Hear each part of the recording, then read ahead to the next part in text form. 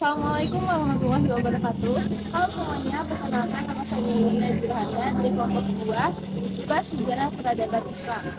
Di sini kami kelompok 2 akan menjelaskan mengenai Khulafaur Rasyidin zaman Abu Bakar As-Siddiq. Oke, sebelum kita mengetahui lebih lanjut mengenai siapa itu Abu Bakar As-Siddiq, sebelumnya kita harus mengetahui dulu apa sih itu Khulafaur Rasyidin.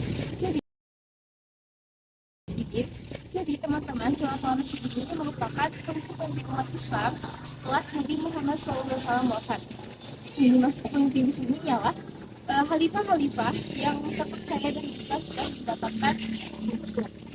Nah, kemudian Khulafaur Rasyidin ini bentuk karena pada saat itu Nabi Muhammad SAW sebelum wafat tidak menyampaikan atau tidak menitipkan wasiat mengenai siapa yang akan menggantikan beliau untuk memimpin politik umat Islam ataupun memimpin umat Islam. Maka dari itu terjadilah pertemuan antara kaum Muhajirin dan juga kaum Ansor untuk mendiskusikan siapa pemimpin umat Islam selanjutnya setelah Nabi Muhammad SAW wafat. Karena itu selanjutnya kita akan mengenal lebih dalam mengenai siapa itu Abu Bakar. Oke teman-teman sekalian, sekarang kita akan mengetahui biografi mengenai Abu Bakar As-Siddiq. Jadi Abu Bakar As-Siddiq ini lahir pada tahun 573 Masehi di Mekah.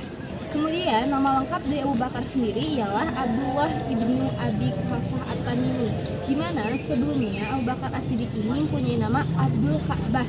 Kemudian diganti oleh Nabi Muhammad SAW menjadi Abdullah karena ia merupakan salah seorang yang paling cepat masuk Islam. Kemudian menurut As-Sayuti, nama Abu Bakar adalah Atik karena terpelihara terbebas dari api neraka.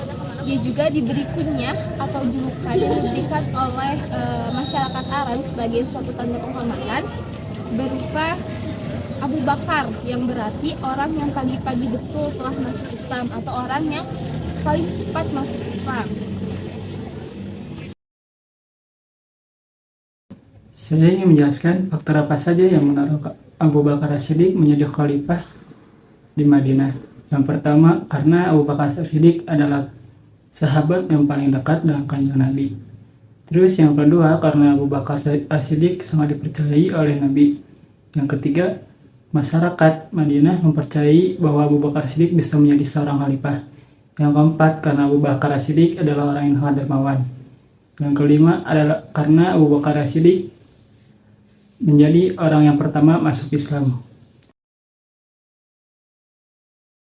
Sifat dan keteladanan yang bisa kita ambil dari Sayyidina Abu Bakar As-Siddiq yaitu yang pertama, selalu yakin kepada kanjeng Nabi. Yang kedua, mempunyai empati tinggi. Terakhir adalah dia adalah sahabat yang paling dermawan. Mungkin itu adalah beberapa sifat yang kita bisa ambil atau kita bisa pelajari dari Sayyidina Abu Bakar As-Siddiq. Adapun keberhasilan yang dicapai selama kekhalifahan Abu Bakar As-Siddiq, yang pertama ada bidang politik, yaitu melaksanakan pemerintahan yang demokrasi. Tujuannya untuk menjaga kestabilan dan keamanan dalam pemerintahannya. Jadi masyarakat berhak menyampaikan pendapat atau kritik kepada pemerintah dalam melaksanakan tanggung jawab atau tugasnya. Lalu yang kedua ada melaksanakan pemerintahan seadil-adilnya. Yang ketiga, memerangi orang murtad dan nabi palsu. Semenjak wafatnya Rasulullah Shallallahu Alaihi Wasallam, orang-orang murtad dan mengakui dirinya sebagai nabi bermunculan. Munculnya orang-orang murtad dan mengakui dirinya sebagai nabi yaitu disebabkan karena keyakinan mereka terhadap ajaran Islam yang masih lemah. Salah satu yang mengakui dirinya sebagai nabi yaitu Ibnu Habib al-Hanafi, atau lebih dikenal dengan Musailama al-Khazab, yang artinya Musailamah si pembohong. Selanjutnya yaitu pengumpulan ayat-ayat Al-Quran yang ditulis oleh Zaid bin Sabit atas perintah dari Abu Bakar As-Siddiq dan usulan dari Umar bin Khattab. Dan yang terakhir yaitu mengirim pasukan ke Yordania, Persia, Irak, dan juga Syria.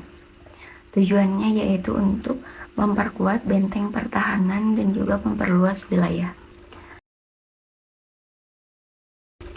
Abu Bakar As-Siddiq wafat pada tahun 13 Hijriah, yaitu malam Selasa 23 Jumadil Akhir pada usia 63 tahun. Dan masa kekhalifahannya yaitu 2 tahun 3 bulan dan 3 hari. Abu Bakar As-Siddiq dimakamkan di samping makam Rasulullah Shallallahu Alaihi Wasallam. Sebelum wafat, beliau menitipkan amanat atau wasiat kepada putri tercintanya, yaitu Siti Aisyah, tentang harta kaum muslimin, yaitu seekor unta, seorang pegawai rumah tangga, dan permadani yang telah usang untuk diserahkan kepada Umar bin Khattab karena beliau tidak ingin ada harta kaum muslimin yang masih tersisa. Jadi beliau memerintahkan dan menitipkan wasiat kepada putri tercintanya untuk menyerahkan sisa harta kaum muslimin kepada Umar bin Khattab. Sekian dari kami. Wassalamualaikum warahmatullahi wabarakatuh.